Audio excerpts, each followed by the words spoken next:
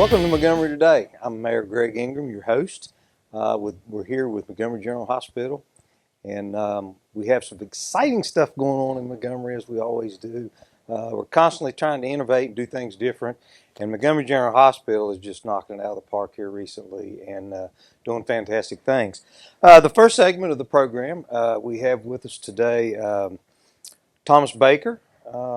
Tommy has helped the city of Montgomery come out of the Stone Ages with information technology. He has done amazing things for the city as far as security and backup and all those type things. But anyway, I'm going to let him tell you a little bit about it.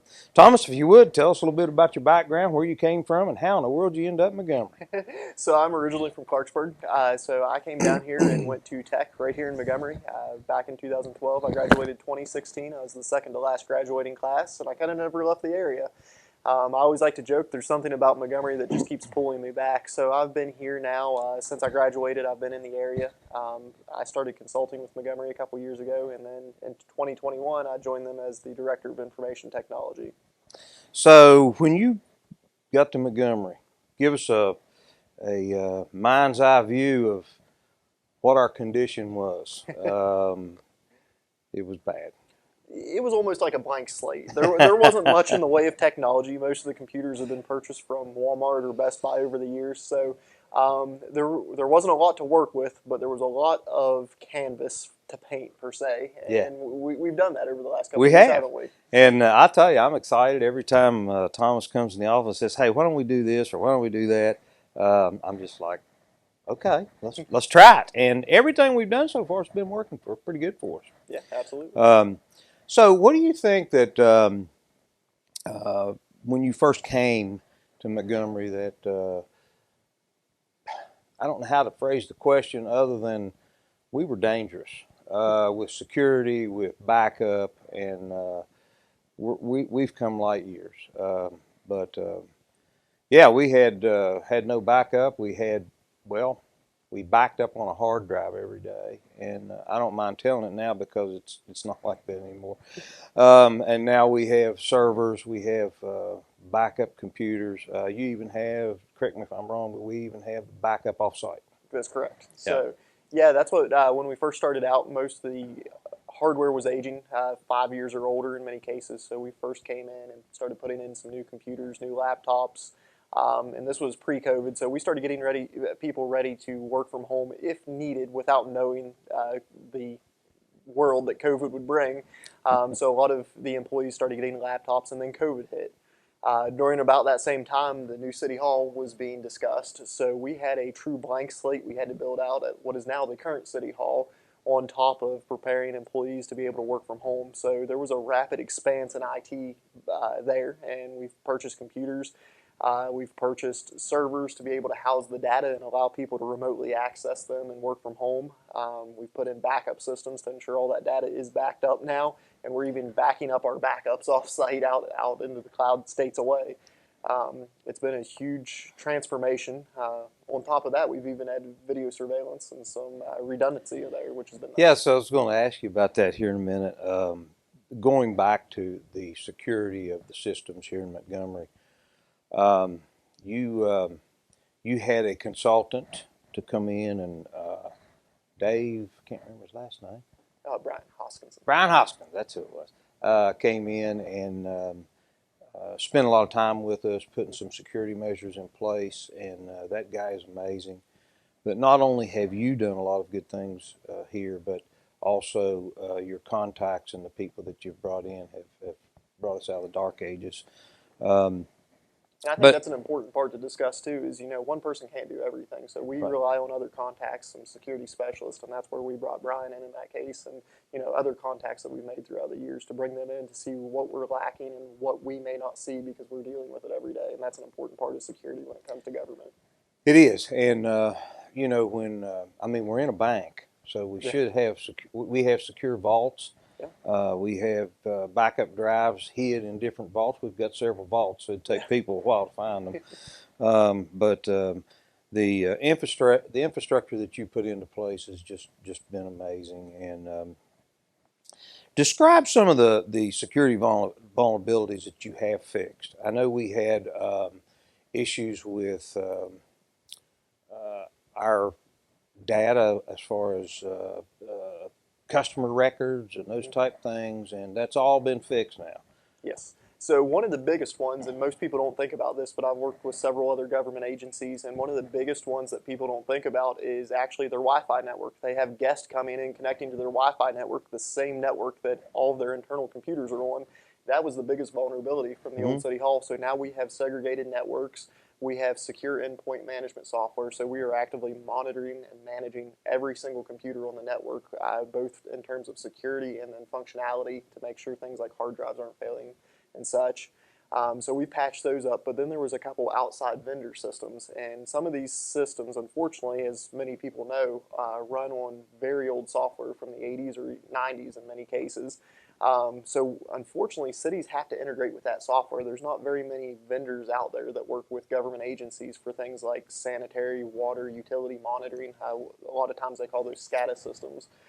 So we've had to work with those potential systems that may have vulnerabilities, and we've had to secure those. We isolate those so they cannot be reached by other devices on the network unless they're on a need-to-know basis, or their systems can't reach other devices on the network if they would get breached on their end, because those are managed by outside vendors, and there's only so much we can do since that's not in our control. But we've taken steps to isolate those devices as much as possible. You mentioned earlier video surveillance. That's and around a city hall you have to have that because you have your police department there operating under arrest situations, and there are times when you have to go back to the video surveillance to say, did that happen or didn't it happen? Did the police officer do that or did he not do that? Stuff like that. You have put in, I mean, City Hall, you can't go anywhere around City Hall that you're not on camera, and thank you for that, because that's been a big plus. We have a child exchange outside of City Hall where it's under video surveillance, where parents can come and exchange their kids under, and everybody feels safe, and they know they're under surveillance. There's a sign there. Tell us a little bit about that camera system, and there's camera systems clear up Morse Drive. Yeah. But we have a lot of opportunities here to just try to keep safety and the peace in town, and these monitors are monitored in the police department, correct? Correct. So what's nice is we've integrated in a lot of the different sites that we've had across the city that are city departments, and they are now integrated back into City Hall with communication protocols in place. So we have video surveillance cameras all over the town. We've been able to utilize those for things where we need to know what happened, and we've also used them for several criminal cases. I've had to go and testify in court to validate the validity of surveillance that we've pulled for some cases. So those have been a huge help because cameras don't lie. So we bring those back, we display those live in our police department, and then we're also storing that data for quite a while, actually. Some of the best long-term storage we've had, or many cities have, for video surveillance data, so we can go back and review many, many days and weeks down the road on that. And I think that's important to the residents in the town. You might not see a police officer go by, but he's probably watching your neighborhood on the screen. Yeah. It's not a big secret. If people want to know where the cameras are, I'll tell them, but just look around and you'll see them. One thing that when you bought this system and you put this system in that I absolutely love is tell us how this technology works, because I'm not a techie. But if you have my picture, you can put it in the system and you can find anywhere I showed up under a camera. Yes, so the system has AI features, so we can use facial detection. So we can take a picture of someone that's a questionable suspect and be able to pull different places that suspect has went across town on any of the video surveillance. We can match it based on a probability of it being so many percentage, similar to this photo that we use. I remember when we were first discussing the system and I showed you, I created a sample video of the Paris, our chief of police, and I took a photo from probably 10 years ago. It was a campaign photo at one point. And I was able to search him and find footage where he was in. Every camera he went by, it popped up. With date and timestamps, the direction he was headed. Everything. And, again, I'd say to the residents, if you've got a picture of the person that stole your trash, if that's what they stole, we might be able to find them. But it's just first class stuff. Um, give us a little bit of insight on the IT services that you have put at the community center.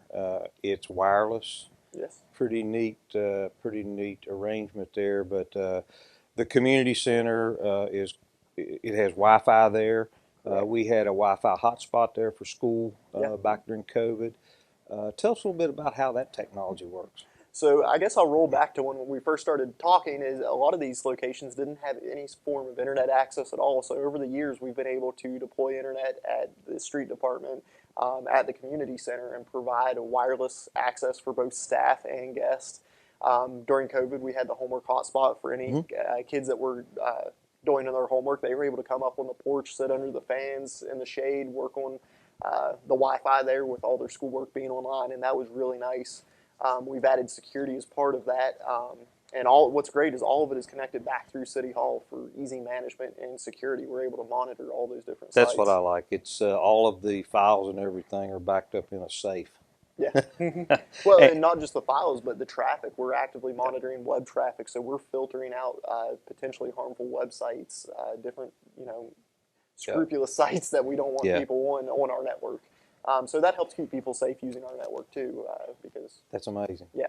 Let's talk real quick about fiber. Oh, that's my favorite. Yeah, I know. And we have went on a effort to eventually get fiber to every resident in the city of Montgomery.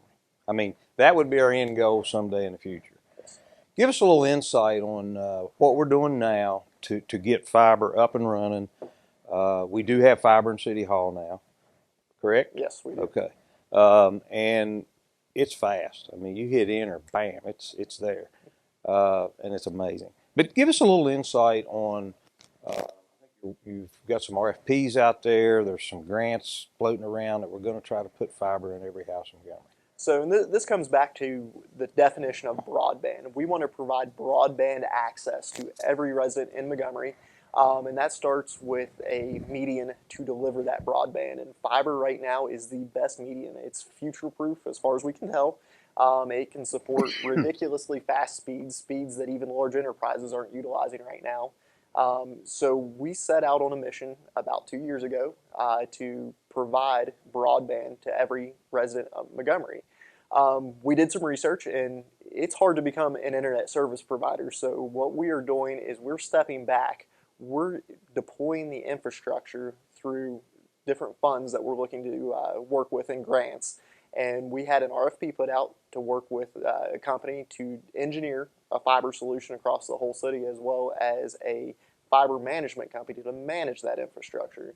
So when all goes well and we get that deployed, we will own the infrastructure, but then we can reach out to multiple internet service providers and allow them to all use our one single infrastructure to deploy broadband to everyone in the city. It's as simple as a flick of the switch to change internet service providers once this goes live. The nice thing about that is it brings more providers into our area because they don't have to do the capital expenditure to build out and hope they get enough to cover that cost, that long-term debt. And we get a little bit of revenue off of that from renting that fiber. Are you confused, viewers? Because I am. This is good stuff, and Montgomery is right out there with the best of them. Thomas, I have one last question, and then, I really have two. At the end game, do you have any idea what fiber would cost to put into my home or into any home? So the cost for the internet service providers is going to vary, but as we go on, that cost is going lower and lower. Ideally, I would love to see a $30 or $35 a month package be common, very affordable, and more speed than you could ever need. Right. And every home in Montgomery. And that'll bring competition, and the prices should come down on this. Absolutely. That's the whole. Goal. Any last words for viewers? We're moving. Montgomery is moving places when it comes to technology and on other fronts too, but we are looking every direction toward the future. I like it when he says it's just as simple as flipping a switch, and I was buried in the conversation right before that and didn't understand any of it. So, but we are making big strides and improvements in Montgomery for IT, for technology, for fiber. This is going to be one of the pluses to living in the city of Montgomery. Well, we're going to take a short break, and we'll be right back after these messages. Stay tuned.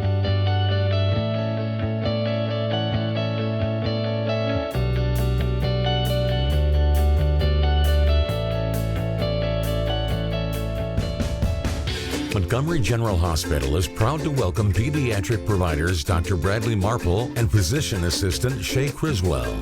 At Montgomery Pediatrics, providing world-class health care for your little ones is our goal, and keeping your family safe during these times is of the highest priority.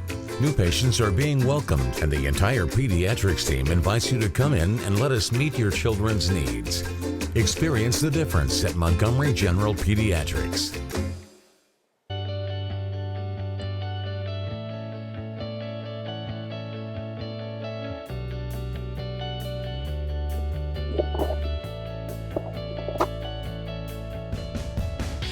Welcome back to Montgomery Today for the second segment, and we're here with Montgomery General Hospital, and we have some guests today that's going to tell us a little bit about the Montgomery General Radiology Department.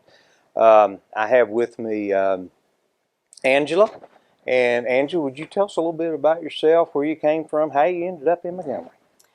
Well, I was raised in Smithers, so I came from Smithers and went to Valley High School. And went to University of Charleston, Charleston campus. And I started working at Montgomery in 1997. Wow. And I'm still there. Good. You must like it. I do, and I live local, so. Yeah, it's always good to work local, live local, and all that stuff. Mm-hmm. And we have also with us Madeline. And Madeline, you want to tell us a little bit about yourself? Sure. How you ended up in Montgomery? Yes, I'm new to Montgomery. I started working here in February, so coming up on that year mark. I actually moved to Charleston about 3 years ago, so I'm new to West Virginia and moved from Kentucky. Yes. Welcome. So thank you. We really like it here. So we're here for the foreseeable future. But I'm the Chief Nursing Officer at Montgomery General and work quite a bit with Angela with Radiology. So good deal. Come to chat about. Well, good. It's always fun to come up, and there's the public always has so many questions, and if you're a patient and you go in and you come to see you guys and gals, and we just have some questions that I know that people want to know. What is that, or how does that work? And I'm so glad you all came up to try to help us clarify some of that stuff for the public and tell us about the Montgomery Radiology Department. So tell us a little bit about what the Montgomery General Radiology Department has to offer. So we have different modalities in the radiology department.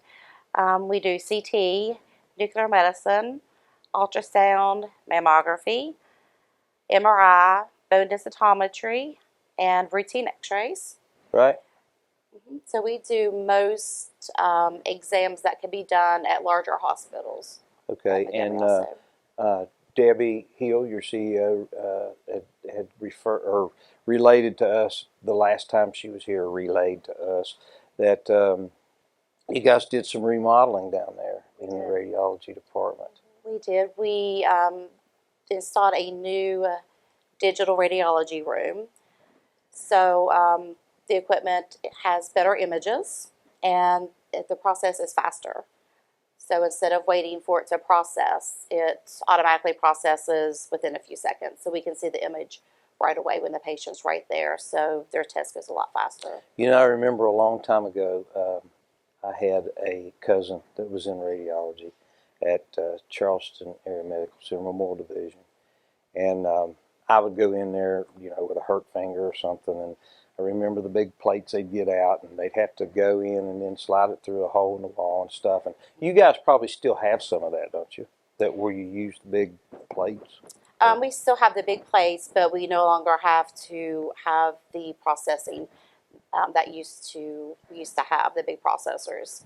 So now it's all computerized. So give the viewers a little bit of idea of just what is CT? CT is a unit that we can do CT of the head, CT of the extremities, the spine. So it can look for blood clots in the lungs, the bones, muscles, fat, organs, blood vessels. It's more in depth than a regular X-ray. Mm-hmm. So, so when you have the CT scan, you lay on the table and you just go through a donut, Mm-hmm. Open on both sides, and it goes in, it scans you, and you're finished in a couple minutes. Is that the one that people get claustrophobia? Going back to that Most too? of the time they get, that's the MRI. MRI. Okay. MRI, yes. Yeah, yeah. So it bangs and clicks and it does. It does. Makes all funny kinds of noises, and it does. Yeah. But they have at Montgomery General, we have a mobile MRI unit that comes in every Friday, and it's an open MRI. Right. So it's open on both ends. So That's it good. helps for people that are claustrophobic, so they can see outside, so they're not in a tunnel any longer. So share with our viewers a little bit about nuclear medicine.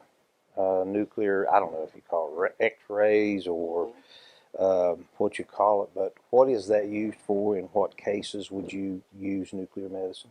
So nuclear medicine is a unit kind of like CT, but they inject the radioactive isotope into your system, and then depending on what exam it is, that radioactive isotope goes to that organ, and then you lay under the unit, and then it produces the images of the organ that they're looking for. Now, do you still have to have a doctor to read these X-rays, or do you guys? I mean, I'm sure you can look at it. You've seen enough. You know what that is. But I'm assuming that you would probably still have to have a doctor or somebody to. Yes, we to have look at those X-rays. radiologists that read our X-rays. They Canal Valley radiologists. They read for us. They're in Charleston, and we send all of our images to them basically through the internet, so they can get them immediately as soon as we send them to them, and they dictate it. And we get a report immediately back. Technology is wonderful. It is We just wonderful. talked about It is technology wonderful. and Yes. the things that you can do. I mean, with the remote doctor's appointments now that you can do, and all of the medical records are just at doctor's fingertips now. Talk a little bit about ultrasound and what you do at Montgomery General with ultrasound. So we have 2 ultrasound units and 2 technologists. So we can do ultrasounds of the venous of the legs and arms to rule out blood clots.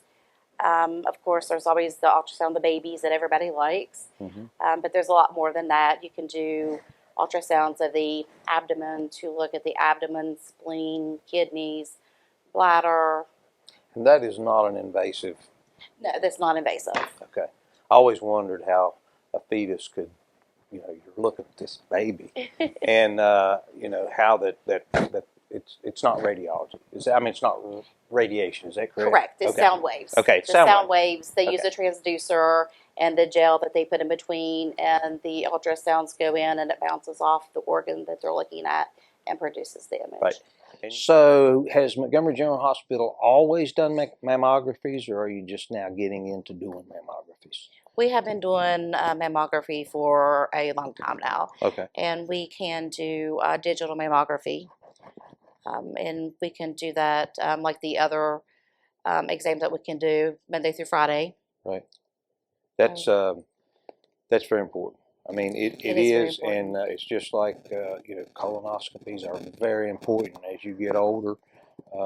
It's one of those things that we need to do. So, tell me a little bit about bone density testing, or what that does, and I know it's not painful. It's not invasive, I don't think. No, it's not invasive, and it's an easy procedure to do. All you have to do is lie on your back. It takes about 5 to 10 minutes for the scanner to scan over you, and it takes different scores, and it compiles to see if you have a low risk, medium risk, or high risk of osteoporosis. Depending on what your scores are, depending on when your doctor may schedule the next one. Sometimes it's a year, sometimes it's 2 years. Madeline, have the process to get in for the services for the radiology department is you go through a doctor, correct, or go through a medical professional,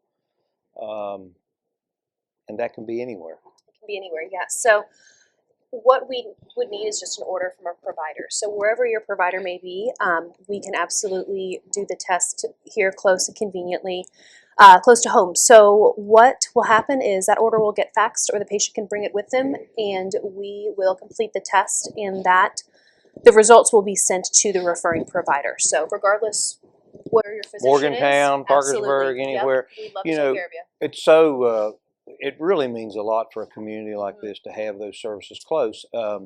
And I've talked to Debbie Hill quite a few times. When I had open heart surgery, I had to go to Charleston for my therapy and for my rehab and all that. And it's been so nice to just walk across the street to Montgomery General Hospital and do that. But it really means a lot to the people in this area to know what you offer and how easy it is. If they're, like you said, if they go to Morgantown or anywhere, Cleveland Clinic or whatever, and they order these up, they don't need to drive all the way back to Cleveland to get That's this a really test. important thing that we want the community to know. Absolutely. That we're available and here. And there's a lot of tests that can actually be performed the same day, or it takes a few days to, to get a pre-authorization or whatever that may be. And our radiology department or really whatever department that we have to offer will take care of that for you. So if the doctor is in Morgantown or Parkersburg and they call in, do you all call the patient to make the appointment, or do they do that from? So they can fax us the order directly from the office, or the patient can bring the order physically into us. And really, the patient can call, the provider's office referring can call, and we can get you on the schedule. So it's pretty seamless as far as scheduling goes. Okay, so it's pretty easy to get those services done right here in Montgomery. That's amazing. And there are so many small communities that don't have a hospital. I can think of a few: Summersville, Logan. They're very fortunate to have this same type of services that we have. I know they all offer something different, but it's just amazing of what we can do right here in our own backyard. And that's why we do these programs, is to educate the public that you guys are there. And it's just a phone call, which is amazing, from anywhere in the state or out of state to get those things done. So is there anything else that you'd like to share with us today before we close out this segment? Just that we're a small community hospital. It's like home. We're all like family, and I love how we all take care of one another and treat our patients as a person, not a number. And I've always been treated well when I don't think it's because I'm mayor, because most people don't even know I'm mayor. Right. But we treat everyone the same, no matter who you are. That's what I'm saying, and I've always been treated well. And the other thing that I always tell people here in the Montgomery area, it's not a 12-hour wait. There are bigger hospitals around, and if you go to the emergency room, you'll sit there for hours, maybe lay in the hall. The good thing about having our local hospital here is you get in, you see a physician. If you need to go to Charleston or one of the larger hospitals, it's a matter of transfer. The paperwork's done, you get in the back door. So I kind of like that.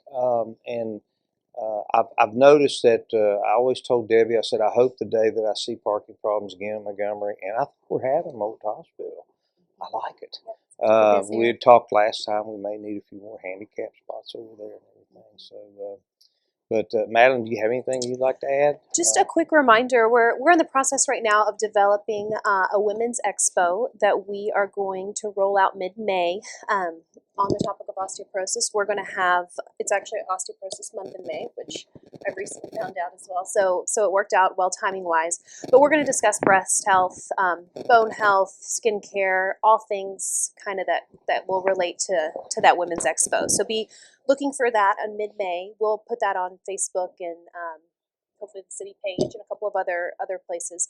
And then our annual Spring Craft Bazaar will go on. And then, of course, August is always our very popular kids fair. So I know that seems like a long time away, but I always like to remind parents and families that that's coming up. Put the doctor in a Dunkin' tank. That's Right, we're going to send Dr. He Marple loves back. it. He loves it. He was He great loves at it. it. Yeah. Well, it is. Yeah. This last year it was 90 degrees, Yes. so he had the might best. change his tune if it's in the cool Yeah, 80s, he but had we'll the see. best seat in the Yeah. house. Yeah. Well, thank you all so much for Absolutely. coming Thank you in for and sharing the Thanks for having information that you have and just the experts at Montgomery General Hospital.